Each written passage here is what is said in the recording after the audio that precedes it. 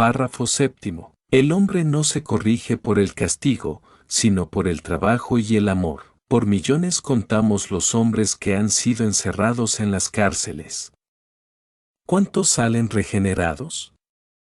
El común decir es que salen peores que entraron, a lo más saldrán algunos temerosos, pero con un gran depósito de odio, que el menor incidente, o el encuentro con el causante de su prisión o con el que piensa que lo condenó, lo hacen explotar y, el individuo realiza otro hecho más refinado, o vive odiando a la sociedad y su vida es la desesperación. Ni los castigos forzados, ni los encierros ni la muerte, consiguieron corregir a un solo hombre, ni la naturaleza lo consiguió solo con el castigo, y eso que, la naturaleza tiene páginas tremendas de hecatombes, como la desaparición de continentes enteros, inundaciones grandísimas, terremotos, volcanes, tempestades, epidemias, guerras y hambre. Sin embargo, no consiguió corregir al hombre. Se podría preguntar aquí por qué, pues, la naturaleza hace esas demostraciones de castigo.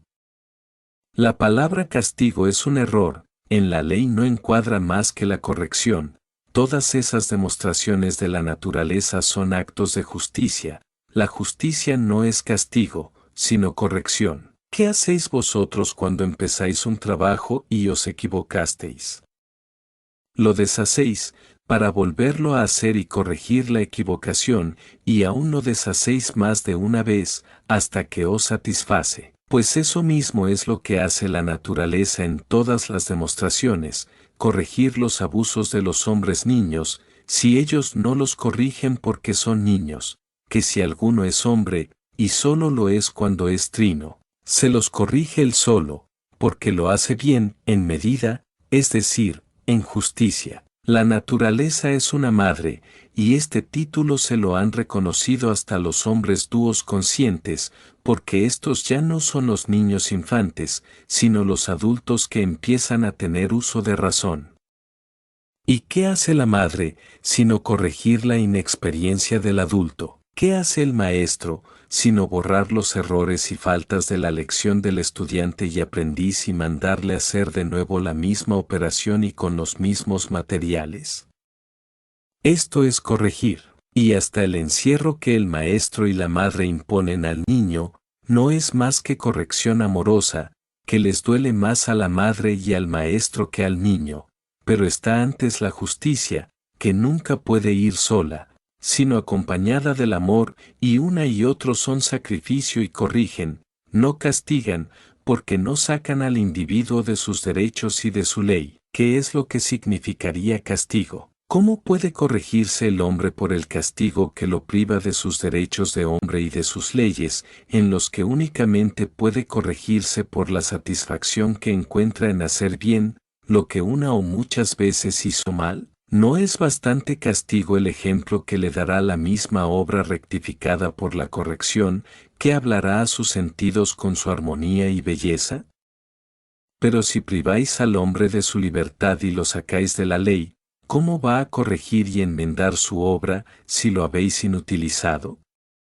Eso es castigo. Pero si en vez de retirarlo deshacéis su mala obra y en justicia le dais lecciones que le pongan en camino mejor, él volverá a ejecutar la obra, habrá trabajado más, pero al final verá que antes estuvo equivocado y os dirá: estoy satisfecho, me había equivocado, pero es que no sabía esta combinación, esta dificultad y estas circunstancias que ahora he aprendido, me ha costado, pero vuestro consejo me ha salvado y no lo olvidaré, gracias, y quedan satisfechos niño y madre, maestro y discípulo. Es cierto que los hay muy díscolos y desobedientes y muy fogosos, pero ¿para qué está la psicología? ¿Para qué la justicia? ¿Para qué el amor? ¿Quién puede olvidar, padres y maestros, que sus cargos son de amor y que este es sacrificio? Tomad ejemplo de la naturaleza, buscad los ambientes que necesita el corrigendo, y aun cuando lo tengáis que llevar por tiempo a donde experimente la contrariedad, la necesidad le hará aprovechar la corrección para poder vivir luego en la familia. Esa corrección y el trabajo le abrirán los sentidos que tenía cerrados, pero no lo provoquéis con castigos corporales, sino con sufrimientos morales, pues no es el cuerpo el responsable, sino el espíritu. ¿Acaso no será éste tampoco el culpable, sino su alma? Pero para eso tenéis el conocimiento de la fisiología y la etnología, que es la base de la corrección. La naturaleza hace esas grandes manifestaciones de hundir un continente cuando ve que toda la obra está mal hecha y que la corrección se impone en general, es decir, a la mayoría de aquel continente y obra con la mayor energía, borrando todos los vestigios del equívoco y del error, pero a la vez, levanta otros continentes más apropiados, donde aquellos corrigendos han de reanudar sus obras empezándolas de nuevo y al fin los corrige, y en tanto llegan a la meta, somete esos continentes al régimen de otros ya expertos que les servirán de maestros hasta su emancipación, litigiosa o pacíficamente. Eso consiste en los hombres, que son libres en su acción y en su progreso. Pero allí está la naturaleza recordándole su imperio y majestad como buena madre, y de cuando en cuando le rompe los chicles que obstaculizan su progreso moral, único a quien deben servir los productos del trabajo. Por eso las inundaciones, las tempestades y granizos que les desbaratan los planes de juegos peligrosos, porque la abundancia solo les hace pensar, y hoy más que nunca, en descalabrarse los unos a los otros. Y testigos son tantos monstruos de destrucción, porque la riqueza se les ha subido a la cabeza y les hace tambalear como beodos consuetudinarios. Por eso les arrasa las cosechas y les prohíbe con ello aumentar las armas de guerra, que es lo único en que piensas hoy y para lo que sirven las riquezas, y como todo el mundo piensa así, sobre todo el mundo se cierne ya la gran catástrofe que ha de dar al traste con toda la locura de los pocos niños incorregibles que quedan, y para corregirlos, se les llevará con sus iguales en impulsos y tendencias. Allí estudiarán, esa es la norma. Claro está que la corrección es siempre un parecido de castigo, pero entre castigo y corrección hay gran diferencia. El castigo es de las leyes de los hombres, en tanto que la corrección es de la ley divina. El castigo desnaturaliza, la corrección familiariza y fraterniza. Por esto, el Creador, aun en el juicio extremo, no castiga, corrige al detractor, sacándolo de la desigualdad y reuniéndolo con sus iguales. Esto es amor, porque no invalida al individuo para corregirse, sino que lo pone con sus iguales en impulsos y deseos, dejándolo en completa libertad en aquel mundo, donde sus yerros, sus escarmientos y sus sufrimientos lo corrigen. Por esto es necesario medir las distancias que hay de unos a otros en lo moral y no querer que el dúo haga lo mismo que el trino, porque esto es desequilibrio, y como hasta hoy los dúos han sido más que los trinos, han hecho las leyes de opresión y desequilibrio que afligen aún a la humanidad.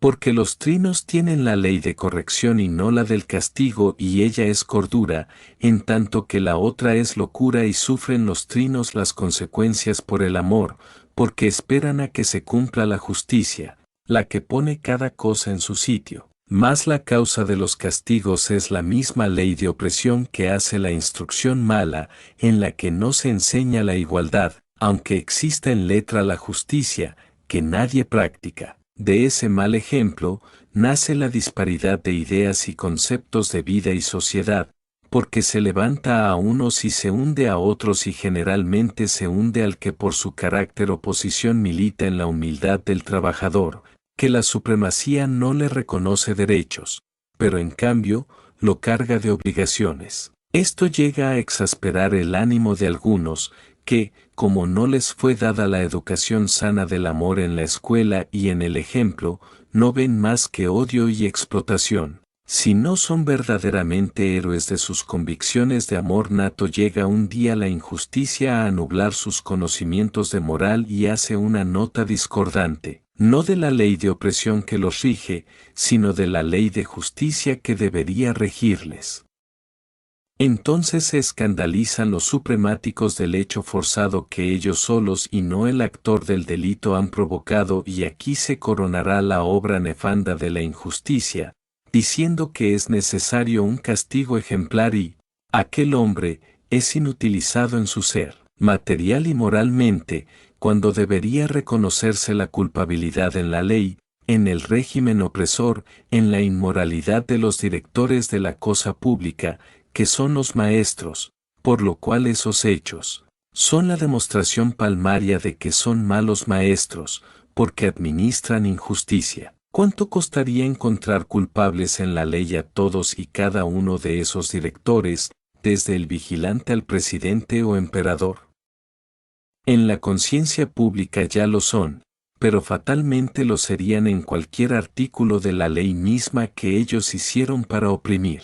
Entonces, la justicia sería corregirlos a ellos y dar, en cambio, libertad y lo necesario a su vida, al que forzado por la falta de instrucción, el mal ejemplo y la opresión constante, cometió un hecho penado en la ley sin razón, de opresión e inmoral. Ante todo, es necesario juzgarse a sí mismo, antes de juzgar al semejante, y de esto dijo Jesús bastante en aquello de, quita de tu ojo la viga y podrás quitar la paja del ojo de tu vecino. Pero no queremos ver en el nuestro la viga y acusamos la paja en el de nuestro hermano. Así es la ley que tiene la justicia de la tierra, que castiga el tropezón del humilde y cubre la caída escandalosa del soberbio. Este fue quien hizo la ley para los otros y no para él, cuando hay primero que curarse a sí mismo, para poder curar nuestros semejantes. Afortunadamente, la justicia llega y anula todas las leyes de opresión y se establece la ley de amor, por lo que, no ahondo ni bajo a registros individuales sobre el castigo, pero sí os digo en verdad de verdad, que el castigo no corrige a un solo hombre y que solo el trabajo y el amor los corrigen a todos, por lo cual se os manda corregir y no castigar, porque el hombre no puede castigar al hombre,